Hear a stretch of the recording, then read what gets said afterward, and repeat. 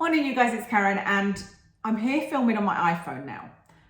I'm sorry for the confusion because you'll see one video on my camera, which is the haul, and one video on here, which is me talking about this Ordinary Retinal. And I look like I've got different colour hair. I feel like I look better in this video. I've always preferred the footage on my iPhone, but as I said in the other video, my hair looks much more red in the other video, and that's my natural hair colour. I've not had it dyed. Somebody asked if I'd had my hair dyed because I did another video on that camera and put it up on Life as a Zebra, and it does look completely different to my iPhone footage, which shows, I mean, it looks a little bit red today, but I think that's because it's brighter outside, but it tends to look brown in this video, and my hair isn't brown, it is strawberry blonde is what they call it officially. Anyway, onto this Retinal. I have been using this for about 3 weeks. I did stop using it sort of here for a little while. I'll explain why, and I just sort of reduced it down to using it on the bottom half of my face, and I'll tell you about that in the video. And I'm comparing this to the Geek Gorgeous Retinal, which I used for a good while. I purchased, I think, 3, maybe even 4 bottles of that, and it's very, very similar to this, so I wanted to do a comparison for you. It may be weird to some people, but I'm not really talking about how this has affected my skin too much. I do touch on it because I think it takes a long time. It takes, like, I would say 6 months to a year for Retinal to have an effect, because it is a little bit stronger than Retinol and not quite as strong as tretinoin. And tretinoin takes 6 months to a year, you know. And so I think it would be a long while before I could do like before and afters. And I feel like in that period of time, I would have used lots of other things as well, like vitamin C. I sometimes use and sometimes don't, as you know, I'm not as consistent as I should be. But I'm comparing this to the Geek Gorgeous. I'm telling you the price, I'm telling you how it feels, I'm telling you if there's any irritation, what the reviews say, etc., whether it is something I recommend in terms of ingredients, and how I found it on my skin. Let's first talk about size. This one is 15 ml. I love this, and it's a pump bottle, which I also love. So I'm only pumping a tiny bit out. Let me do a little bit more. That was a bit stingy, wasn't it? I'm only pumping a tiny bit out because, you know, it's expensive and I do want to use this. Although, you know, this will help my hand. So that's what it's like. And this is a tiny bottle with a pump in it. The Geek Gorgeous one is twice the size of this. This is 15 ml. The Geek Gorgeous comes in a 30 ml bottle, but it's also a pump bottle. And price-wise, this one is £15.20 and the Geek Gorgeous one is around about £15.95. But that one is 30 ml, so they're the same price, but you get half the amount. However, half the amount in the ordinary one. However, this one is 0.2% retinaldehyde and the Geek Gorgeous one is only 0.1%. So you could say they're about the same price because this is double the strength, but you get half the size of a bottle. There's some different ingredients in the two products which are interesting, I think, because they're the same sort of class of ingredients that they're putting in, but maybe you have a preference. So in this one by the Ordinary, they have some oat analogues and some vitamin E, and I would say that the oat analogues are probably in there to counteract any sensitivity, and that the vitamin E is in there for hydration. In the Geek Gorgeous one, they've got allantoin in there and panthenol, and I would say that the allantoin is in there for hydration, and the panthenol is in there to counteract any irritation. So different ingredients, but I think in there for the same reason. Oh, there's also cloudberry seed oil in the Geek Gorgeous one. This, like I said, sits somewhere between retinol, which needs to be converted on the skin, and tretinoin, which is retinoic acid. This is a direct precursor of retinoic acid. So it, like I said, sits somewhere between retinol and tretinoin. The claims are slightly different, but for the Geek Gorgeous one, they say that you'll get smoother, more even skin, that it fades pigmentation, and that it's good for acne-prone skin. And on the Ordinary one, they'll say it reduces dark spots, so pigmentation, it reduces lines and wrinkles and improves, I can't read my own writing, improves firmness of the skin. But this is an ingredient that there is a lot of evidence behind tretinoin, and this does convert to retinoic acid, which is what tretinoin is in the skin. So there is evidence that this works for all of those things, that it will fade pigmentation, that it will work on dark spots, that it will work on the texture of your skin, the lines and wrinkles. It kind of works for everything, and acne prone skin as well. And it could even fade scars. And so it is a proven product. So that's one of the reasons I love it as an ingredient. So really their claims should work, but it's not a quick fix. I suppose that's what I'm saying. And both of their claims could be true. And finally, the reviews. Again, the reviews are good for both of these. The reviews for the Geek and Gorgeous mention how it absorbs really well, that they've noticed some smoothing of their lines. That was quite quick though. They'd said they'd noticed it in the first couple of weeks, which I feel like will be more from like the cloudberry seed oil and the allantoin and the hydrating products in there and the moisturizing products rather than the actual active ingredient. I think that will take a lot longer. They mentioned there's no irritation, that it's good around the eyes. On the Ordinary side, they're saying that there's no irritation. They love the high percentage, that it reduces pores and dark spots. They've noticed reduced lines already as well. The only complaint about this is the size of the bottle. They want it to be in a much bigger size, which I get. I think it would be good if there were two sizes because I do like this small bottle, and it does mean you can try it and find out if you get irritation from it and find out what you think of it without paying the full £30, because I think if they're going to do a bigger bottle, it needs to be £30. Okay, so that's everything written about it. How did I find it? I found it to be almost identical, in fact, identical to the Geek and Gorgeous one, in terms of if I was putting a blind test and, you know, put one on one hand and one on the other, I don't think I'd know the difference. They both feel the same.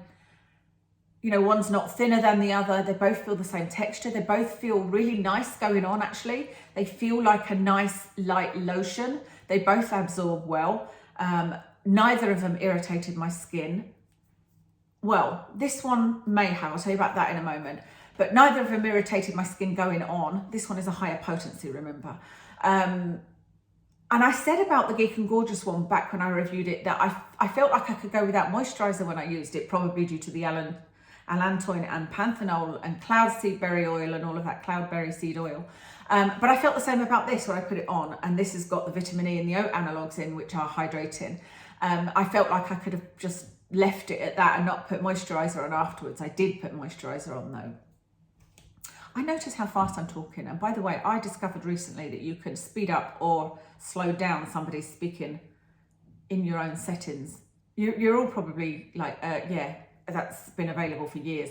But I just discovered it, and I actually used the speed up one for my when I'm listening to Audible or listening to any videos at night. So I found that it feels exactly the same. And like I said, I may have had a slight irritation from this. I get these little lumps here very occasionally, and it is when I'm allergic to something or when my skin's reacting to something, not allergic, when my skin's reacting to something. And it can be either it's got retinol. I'll first go and have a look and see, has it got retinol in it, because I am allergic, or I do have a severe reaction to that. Or has it got fragrance in it? And sometimes my skin will react to fragrance. But if it just doesn't like something, I sometimes get these little lumps here.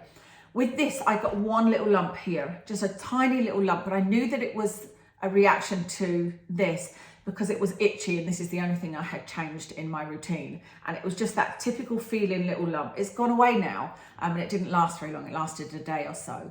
I've used it on my neck and had no irritation at all on my neck, and so barely irritation.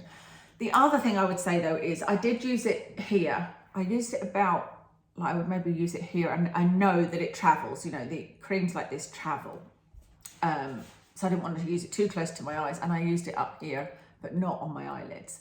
And I noticed that I got my watery eye back. Now, my watery eye is something that I've had for years. I've talked about it in a video, how to get rid of watery eyes, because I've learned that when I get this watery eye, I need to assess what I'm using. And it's either because I'm using an oil on my skin at night and using it too close to my eyes, or it's because I've used a purpley red type of eyeshadow. If it's got too much purple or red pigment in it, it can irritate my eyes. And then what I do is I use these particular eye drops called Opticrom. I'll link them for you because that video is up and still popular, and people are always asking me the name. They're Opticrom. And so I know what to do when this happens, but it's weird. It only happens in one eye, and it's so bad that like my makeup just comes off. It's so annoying. I'll put a lovely face of makeup on, and then like within half an hour, all of the makeup is like, it's like there's a V in my eye and it's all gone. So I don't know whether it was this. So I stopped using this and started on my whole routine. I did use squalane a little bit at night as well. So I stopped using the squalane, stopped using this, started using my Opticrom drops, and didn't use any kind of ready purple eyeshadows. And it took about a week to go. And that's normally what happens. So I started using this again. I've been using this in total for about 2 or 3 weeks, but I'm just sort of slowly creeping up to get closer and closer to here. And so far my eyes have been fine. So I don't know if it was this or not, but I do know that it was that caused that tiny little reaction there. Other than that, no irritation. For me, the biggest plus about this product is, the biggest plus about the Ordinary one is that it's 0.2%, because I think that's hard to find a high percentage affordable one, especially to find it with really good ingredients. I think they're great ingredients, having these oat analogues of vitamin E, and there's no fragrance, etc, etc. So I think it's a good for you product. But I love retinol as an ingredient, because retinol for me really irritates my skin. Like I once made the mistake of putting it on my neck, and it was a really, really low percentage one. One thing people will say when I talk about retinol, when I talk about tretinoin, Retin A, people will say you need to start low, and it takes years and you'll get used to it eventually, and you need to build up slowly. I did all of those things. I used it for many, many years. And I think we're just all individuals, and it may work for a lot of people, but they don't work for me. And retinol does not work for me at all. My skin never got used to it. It just was highly, highly irritated by even the lowest amount of retinol. Even if I found a product that doesn't mention retinol and you later find it's got retinol in it, that will irritate my skin. Tretinoin, on the other hand, it didn't irritate my skin. It never made my skin red or itchy or anything like that. But it made it so dry and flaky, and that never went away. And my foundation used to look terrible. I mean, my face just used to look terrible. I looked like a dragon. I was peeling all over the place, you know. And especially because I was working at the time in the hospital, and I just didn't feel comfortable. And I did build it up very slowly, etc. Retinol, however, never makes my skin dry, never makes my skin itchy, never makes my skin red. And that has been the case for this. Like I said, I've been using it for 2 to 3 weeks now. I've even used it on my neck. Not a hint of irritation, no itchiness, no redness, no flaky skin, no dry skin even. My skin doesn't even feel dry. So that's why I love this, and I do really like this one by The Ordinary. So I do recommend this. Do I recommend it over the Geek Gorgeous one? Yes, because you would get results quicker with this, because it's twice as strong. It's, like I said, about the same price, because although you get twice the amount for the Geek Gorgeous one, it's half the potency. So in theory, this should work in half the time. I'm not sure it quite works that simply, but I do recommend this one, and I love it. If you have got sensitive skin and you've never used any kind of retinol or tretinoin or anything, then maybe get the Geek Gorgeous one first and see how that works out for you, you know. But yeah, I definitely do recommend it, and I recommend the Geek Gorgeous one as well. It's just up to you what potency you want to start at. And that's everything. That's everything today. What would be really helpful, I think, to everybody would be if you have used this and retinol, leave in the comments what benefits you found. What did you find it work on? Did it work on your fine lines, on your dark spots, on redness, on texture, and how quickly did you find it worked for you? That would be really interesting to know, and especially if you've tried this one, and how has that worked for you? And if anybody's had irritation, because it doesn't seem like there's many people, but I think that's useful information for people that have got sensitive skin.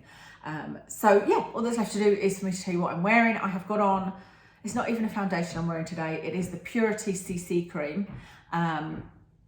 I've got on a blush by Huda Beauty. Sorry about that banging, I don't know what's going on. A Huda Beauty blush in, I think it's called Peach Sorbet. On my eyes I've got everything here because I just did a haul. This is what I've got on. It's the B Nude Matte palette by Beauty Bay. I've got that palette on. And on my lips is a Milani lipstick in colour 130, which I think is very much like the Kat Von D Lolita colour, and so far I love it. It's really comfortable on my lips. That's everything. Thank you so much for watching, and I'll speak to you again soon.